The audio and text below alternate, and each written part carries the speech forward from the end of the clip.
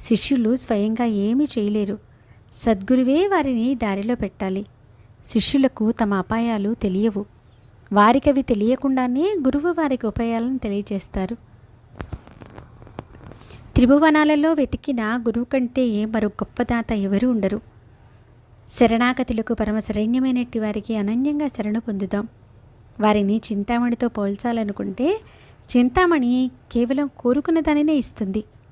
గురువు భక్తులకు పరమ ఆశ్చర్యం కలిగేలా మనసు కోరని దానిని కూడా ఇస్తారు. గురువును కల్పతరువుతో పోల్చాలనుకుంటే అది కల్పిత వస్తువుల్నే ఇస్తుంది. కానీ గురుదేవులు మనసు ఊహించని నిర్వికల్ప స్థితిని కలగజేస్తారు. కామధేనువు కోరుకున్న కోరికలను తీరుస్తుంది. గురువు అంతకంటే అధికం.